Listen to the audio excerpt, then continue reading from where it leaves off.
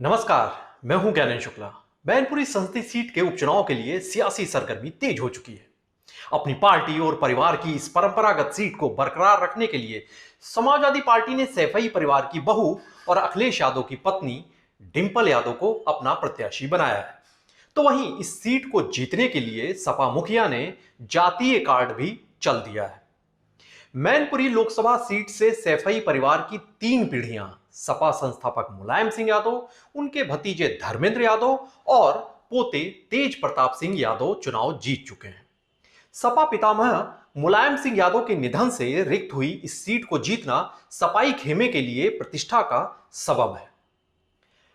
Party मुखिया अखिलेश यादव इन दिनों कुनबे के भीतर के आलोचकों और सियासी विरोधियों के जानिब से आ रही चुनौतियों से जूझ रहे हैं।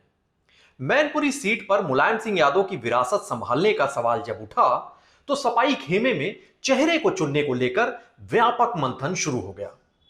अंत में फैसला डिंपल यादव को ही चुनाव लड़ाने के पक्ष में हुआ। यहां की कड़ी चुनौती का सामना करने के लिए अखिलेश यादव ने डिंपल यादव को चुनाव न लड़ाने के अपने पिछले फैसले पर यू टर्न ले लिया। गौरतलब है कि पिछले विधानसभा चुनाव के बाद अखिलेश यादव ने यह बयान दिया था कि डिंपल यादव अब चुनाव नहीं लड़ेंगी। वहीं डिंपल को प्रत्याशी बनाने से पहले सपा ने एक और बड़ा चुनावी दांव चला। पार्टी ने यादव बिरादरी से ताल्लुक रखने वाले मैनपुरी के जिला अध्यक्ष देवेंद्र यादव को हटाकर वहां आलोक शाक्य को जिला अध्यक्ष की कमान सौंप दी। गौरतलब है कि मैनपुरी में यादव और शाक्य वोटरों का खासा दबदबा है, प्रभाव है, जिनमें से यादव वोट बैंक तो सपा के बेस वोटर माने ही जाते हैं, तो वहीं शाक्य वोटों को अपनी पक्ष में लामबंद करने के लिए अखिलेश यादव ने आलोक शाक्य पर दांव लगा दिया। इसके जरिए सपा रणनीतिकारों ने बीजेपी के गैर यादव ओबीसी दांव की मजबूत काट खोज निकाली है। दरअसल शाक्य वोटरों के सहारे मैनपुरी सीट जीतने की कोशिश बीजेपी कई चुनावों से करती आ रही है। पहले 2009 के लोकसभा चुनाव में तृप्ति शाक्य बीजेपी की उम्मीदवार बनी, तो 2014 में और 2019 के चुनाव में बीजेपी ने प्रेम सिंह शाक्य को चुनावी मैदान में उतारा था। हालांकि बीजेपी के ये शाक्य जो उनके नुमाइंदे थे, उनके प्रत्याशी थे, वो जीत तो नहीं हासिल कर सके, जीत के लिहाज से बेअसर साबित हुए। लेकिन 2019 में इन्हीं वोट समीकरणों की वजह से, जाति समीकरण जो बीजेपी ने सेट किए थे, उसकी वजह से सपा संस्थापक मुलायम सिंह यादव की जीत का मार्जिन, जो लाखों मतों का आंकड़ा हुआ करता था पहले, वो घटकर महज 94,000 रह गया था। सपा का थिंक टैंक इस घटे हुए मतों के अंतर से खासा चिंतित था। अब शाक्य वोटरों को ही लामबंद करने के लिए ये पार्टी ने बड़ा दांव चला है। सपा के जिला अध्यक्ष पद पर आलोक शाक्य की ताजपोशी का फैसला किया है।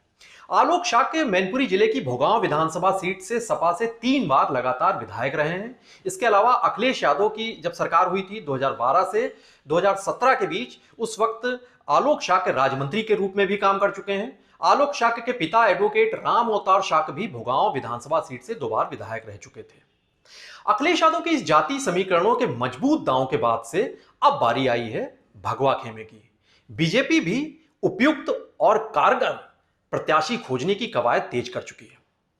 पार्टी के स्थानीय नेतृत्व ने केंद्रीय चुनाव समिति को ही प्रत्याशी चयन करने का जिम्मा सौंप दिया है। बाहरी और स्थानीय प्रत्याशी को लेकर माथापच्ची जारी है। प्रेम सिंह शाक्य हो या फिर पूर्व सांसद रघुनाथ सिंह शाक्य, पूर्व प्रत्याशी तृप्ति शाक्य के अलावा विधायक पटियाली ममतेश शाक्य का नाम भी चर्चा में है। बीजेपी के जिला अध्यक्ष प्रदीप चौहान हैं, उनके नाम का भी जिक्र हो रहा है। तो पर्यटन मंत्री जयवीर सिंह के बेटे सुमित चौहान के नाम को लेकर भी स्थानीय स्तर पर तमाम कयास लग रहे हैं।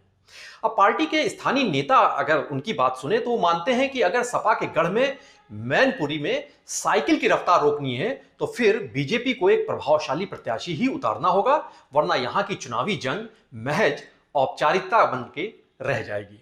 उत्तर प्रदेश की तमाम बड़ी और अहम खबरों के लिए बने रहिए पीटीसी न्यूज यूपी के साथ। नमस्कार।